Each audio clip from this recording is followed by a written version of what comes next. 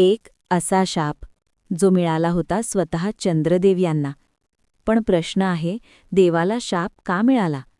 त्यांनी अशी कोणती चूक केली होती? आणि त्या शापामुळे पृथ्वीवर काय परिणाम झाले? समुद्र का अस्वस्थ झाले? वनस्पती का कोमेजू लागल्या? ही कथा आहे अभिमान, शाप आणि कृपेची. आणि शेवटी कसा स्वयं भगवान शिव यांनी ब्रह्मांडाचा नियमच बदलून टाकला. जर तुम्हाला जाणून घ्यायचं असेल की चंद्राच्या कला का बदलतात, तर ही कथा शेवटपर्यंत नक्की ऐका. सृष्टीच्या प्रारंभी जेव्हा आकाश अजूनही मंत्रांच्या स्पंदनांनी भरलेलं होतं, ब्रह्मदेवांच्या संकल्पातून निर्माण झाले अनेक लोक, अनेक देवता. आणि त्या विश्वरचनेत एक तेजस्वी, शांत, शीतल शक्ती प्रगट झाली. तो होता चंद्रदेव. त्याच्या किरणांनी अंधाराला कोमल प्रकाश दिला. त्याच्या शीतलतेनं अग्नीच्या उष्णतेला संतुलन दिलं. ऋषी म्हणत, चंद्र हा मनाचा अधिपती आहे.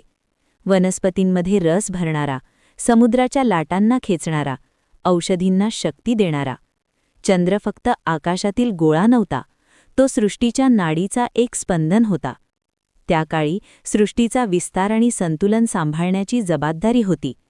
प्रजापतींनी आपल्या तेजस्वी 27 कन्यांचा विवाह चंद्रदेवाशी करण्याचा निर्णय घेतला.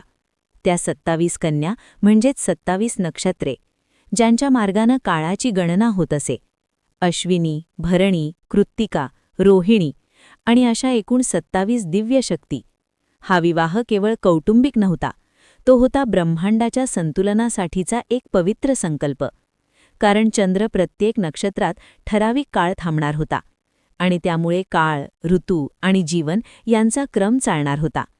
सृष्टी शांत होती, आकाश संतुलित होतं, पण नियतीच्या पटावर एक सूक्ष्म असमतोल जन्म घेऊ लागला होता. त्या 27 कन्या फक्त दक्षांच्या मुली नव्हत्या, त्या होत्या काळाच्या 27 दिव्य दिशा.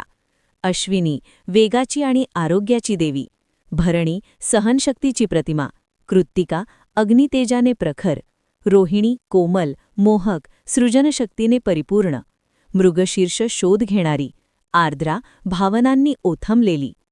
या सगळ्या होत्या दिव्य होत्या, स्वभावाने वेगळ्या पण पतीच्या प्रेमासाठी सारख्याच आतुर. विवाहाच्या वेळी त्यांनी स्वप्न पाहिलं होतं, चंद्र आमच्यात प्रत्येकाजवळ समान काळ घालवेल. पण हळूहळू काहीतरी बदलू लागलं. चंद्रदेव जेव्हा रोहिणीच्या महालात जात, तेव्हा त्यांच्या चेहऱ्यावर वेगळंच तेज झळकत असे. रोहिणीचं हास्य त्यांना मोहवत असे, तिच्या शब्दात त्यांना विश्रांती मिळत असे. आणि इतर नक्षत्रांच्या दाराशी फक्त प्रतीक्षा उभी राहत असे. अश्विनी वाट पाहत असे की आज कदाचित ते माझ्याकडे येतील. पुष्य मंदपणे म्हणत असे की धर्म म्हणजे समता, मग आमच्याबाबत अन्याय का? ज्येष्ठेच्या मनात स्वाभिमान दुखावला जात होता. अनुराधीची निष्ठा तुटू लागली होती. त्या सर्वजणी आकाशात चमकत होत्या, पण अंतःकरणात मात्र सावल्या साचत होत्या. रात्रीच्या शांततेत त्यांच्या न बोललेल्या वेदना तरंगत होत्या. प्रेम सुंदर होतं, पण पक्षपाताने ते जखम बनत होतं. आणि त्या जखमेचा आवाज लवकरच दक्ष प्रजापतींच्या दरबारात पोहोचणार होता. स्वर्गातील सभागृहात गंभीर शांतता पसरली होती. 27 नक्षत्रांच्या डोळ्यात अश्रू होते, पण त्या अश्रूंमागे केवळ दुःख नव्हतं, तो होता धर्मभंगाचा वेदनायक अनुभव. त्या उभ्या होत्या आपल्या पित्यापुढे, दक्ष प्रजापती. पिताश्री, आम्ही पतीला दोष देत नाही, पण समतेचा अधिकार मागतो आहोत. दक्षांचे नेत्र ज्वलंत झाले, कारण हा प्रश्न केवळ कौटुंबिक नव्हता, तो होता धर्माचा. तो एक व्रत आहे, एक जबाबदारी आहे, एक समतेचा संकल्प आहे. दक्षांनी सभागृहात चंद्राला बोलावलं. चंद्रदेव शांत उभे होते. त्यांच्या चेहऱ्यावर अजूनही रोहिणीच्या सहवासाचं तेज होतं. दक्षांचा आवाज गडगडला, हे चंद्रा, तू 27 नक्षत्रांचा अधिपती आहेस. प्रत्येकावर समान प्रेम करणं तुझं कर्तव्य आहे. तू एका पत्नीवर आसक्त होऊन इतरांचा अपमान करतो आहेस. चंद्राने मंद स्वरात उत्तर दिलं, प्रेमावर नियंत्रण नसतं पिताश्री. सभागृहात बुजबुज उठली. दक्ष म्हणाले, प्रेम स्वाभाविक असतं, पण राजा, पती आणि अधिपती यांना कर्तव्य प्रथम ठेवावं लागतं. धर्माशिवाय प्रेम स्वार्थ बनतं. त्या क्षणी स्वर्गातील वायूही थरथरला, कारण आज प्रश्न एका व्यक्तीचा नव्हता, तो होता ब्रह्मांडाच्या संतुलनाचा. जर चंद्र एका नक्षत्रातच थांबला तर काळाचा प्रवाह विस्कटेल, ऋतूंचा क्रम ढासळेल. कर्तव्य सोडणं म्हणजे सृष्टीच्या नियमांवर आघात करणं. दक्षांचा आवाज आता शापाच्या रूपात घुमू लागला. जर तू धर्म विसरलास तर तुझं तेजही तुला सोडून जाईल. आकाश स्थिर झालं. त्या शब्दांनी केवळ चंद्राना नाही तर संपूर्ण सृष्टीला इशारा दिला. धर्माला दुर्लक्षित केलं तर प्रकाशही अंधारात विलीन होतो. दक्षांचा शाप फक्त रागातून उच्चारलेला शब्द नव्हता, तो होता कर्माचा अटळ नियम. तुझ्या कला क्षीण होतील. हे वाक्य आकाशात घुमलं. कला म्हणजे काय? चंद्राच्या 16 दिव्य शक्ती, पूर्णत्वाच्या 16 पायऱ्या. शास्त्र सांगतं, चंद्राच्या 16 कला म्हणजे मनाची, भावनांची, चेतनेची पूर्णता. जेव्हा त्या कला पूर्ण असतात तेव्हा मन स्थिर, शांत आणि तेजस्वी असतं. पण अहंकार मनाला असंतुलित करतो. चंद्रदेवांच्या मनात प्रेम होतं, पण त्या प्रेमात आसक्ती मिसळली होती. आसक्ती म्हणजे काय? एखाद्यावर इतकं झुकणं की इतरांचा हक्क विसरणं. दक्षांचा शाप म्हणजे शिक्षा नव्हती, ती होता चेतावणी. जेव्हा मन पक्षपाती होतं तेव्हा त्याचं तेज हळूहळू कमी होतं. पहिल्या दिवशी एक कला गेली, मन थोडं अस्वस्थ झालं. दुसऱ्या दिवशी अजून एक कला कमी झाली, तेज थोडं मंदावलं. जसं चंद्र क्षीण होत गेला तसं त्यांचं अंतर्मनही रिकामं होत गेलं. शापाचा खरा अर्थ होता, तुझ्या आतला अहंकार क्षीण होईल. अमावस्या म्हणजे पूर्ण अंधार नाही, तो आहे पूर्ण शून्यत्व. जेव्हा सगळं हरवल्यासारखं वाटतं तेव्हाच खरी जाणीव जन्म घेते. शून्य झाल्याशिवाय पूर्णत्व येत नाही. दक्षांनी चंद्राला अंधार दिला, पण त्या अंधारातच आत्मज्ञानाचं बी पेरलं. कारण सृष्टीचा नियम आहे, जे क्षीण होतं ते पुन्हा नव्याने जन्म घेण्यासाठीच. पहिल्या काही रात्रींना कोणी फारसं लक्ष दिलं नाही. आज चंद्र थोडा फिका दिसतोय, लोक म्हणाले. पण जसजसं चंद्रदेव यांचं तेज कमी होऊ लागलं तसतसं पृथ्वीवर सूक्ष्म बदल जाणवू लागले. समुद्राच्या लाटा अस्थिर झाल्या, भरती ओहोटीचा ताल ढासळू लागला. मच्छीमार घाबरले. समुद्र आज शांत नाही. वनातील औषधी वनस्पती कोमेजू लागल्या, कारण त्यांच्या रसाला चंद्रकिरणांची शक्ती लाभत असे. ऋषी यज्ञकुंडाजवळ बसून चिंतेत पडले. सोम क्षीण होत आहे, हे शुभचिन्ह नाही. रात्री प्रवास करणारे व्यापारी अधिक अंधारामुळे थबकले. चंद्रप्रकाशाशिवाय रात्र कठोर वाटू लागली. कवींच्या ओळींमध्येही उदासी उतरली. आकाशात एक पोकळी निर्माण झाली होती. जसजशी कृष्णपक्षाची रात्र पुढे सरकत गेली तसतसा अंधार दाटत गेला. देवगणांनी स्वर्गातून पृथ्वीवर नजर टाकली. चंद्र पूर्णपणे नाहीसा झाला तर? भीतीचा एक निःशब्द प्रश्न संपूर्ण सृष्टीत पसरला. आणि मग एक रात्र आली जेव्हा आकाश पूर्ण काळं झालं. ना एक किरण, ना एक चांदणी. ती होती अमावस्येची रात्र, जिथे फक्त अंधार नव्हता तर सृष्टीच्या श्वासातच अस्वस्थता होती. स्वर्गात चिंतेचे ढग दाटले होते. देव एकमेकांकडे पाहत होते. चंद्र क्षीण होत चालला आहे. आणि त्यावेळी वीणेचा मधुर नाद आकाशात घुमला. तो होता नारद मुनी, हसतमुख पण अंतर्मनाने गंभीर.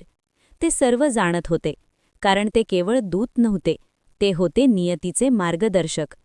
नारद थेट चंद्राकडे गेले. चंद्रदेव आता क्षीण झाले होते. त्यांच्या तेजाचा फक्त धूसर अंश उरला होता. चंद्राच्या आवाजात वेदना होती. मुनीवर, माझ्या कला नष्ट होत आहेत, मी काय करू? नारद शांतपणे म्हणाले, हे चंद्र, शाप टाळता येत नाही, पण त्याचं रूपांतर करता येतं. चंद्र थरथरत्या स्वरात म्हणाले, माझी चूक झाली का? नारदांच्या डोळ्यात करुणा होती. प्रेम चूक नव्हतं, पण आसक्ती चूक होती. धर्म विसरल्यावर तेज टिकत नाही. क्षणभर शांतता पसरली. नारद पुढे म्हणाले, आता एकच मार्ग आहे, महादेवांची शरणागती. फक्त तेच शापाला वरदानात बदलू शकतात. चंद्राच्या मनात आशेचा क्षीण किरण जागा झाला. मी कुठे जाऊ? नारदांच्या वीणेची तार मंद झंकारली. पृथ्वीवर, समुद्राच्या काठावर, जिथे सोमचा नाथ वास करतो, तिथे कठोर तप कर, अहंकार सोड, पूर्ण शरणागती स्वीकार. नारदांनी वर पाहिलं. अंधार वाढत आहे, पण अंधार म्हणजे अंत नाही. तो आहे नवीन प्रकाशाची सुरुवात. असं म्हणत नारदांचा वीणानाद पुन्हा घुमला आणि चंद्राच्या मनात पहिल्यांदाच खऱ्या पश्चात्तापाची ज्योत प्रज्वलित झाली. चंद्र पृथ्वीवर अवतरले, समुद्राच्या काठावर उभे राहिले. लाटा त्यांच्या पायांची आदळत होत्या, जणू निसर्गही त्यांच्या वेदनेचा साक्षीदार होता. ते स्थान पवित्र होतं, अत्यंत दिव्य. ते होतं सोमनाथ मंदिर. सोम म्हणजे चंद्र, नाथ म्हणजे स्वामी. सोमनाथ म्हणजे चंद्राचा स्वामी. असं म्हणतात या स्थळी काळही थबकतो. समुद्राच्या लाटांमध्ये ओंकाराचा नाद दडलेला असतो. रात्र अमावस्येची होती. आकाश पूर्ण काळं. चंद्राचं अस्तित्व जणू संपलं होतं. पण त्या अंधारात एक दीप जळत होता, तपस्येचा. चंद्रदेवांनी वाळूवर आसन घातलं, डोळे मिटले. ओम नमः शिवाय हा मंत्र त्यांच्या श्वासात मिसळला.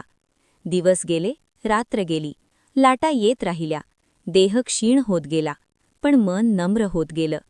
असं म्हणतात, इथेच आद्य ज्योतिर्लिंग प्रगट झालं. ज्योत जिचा आरंभ नाही, अंत नाही. समुद्राच्या गर्जनेतून एक दिव्य प्रकाश उगवलू लागला. तपस्येची पराकाष्ठा झाली होती. सोमनाथ केवळ मंदिर नव्हतं, ते होतं पश्चात्तापाचं तीर्थ, अहंकाराच्या क्षयाचं स्थान आणि नव्या प्रकाशाच्या जन्माचं केंद्र. इथे येऊन चंद्राने फक्त शरणागती घेतली नाही, तर स्वतःला पूर्ण शून्य केलं.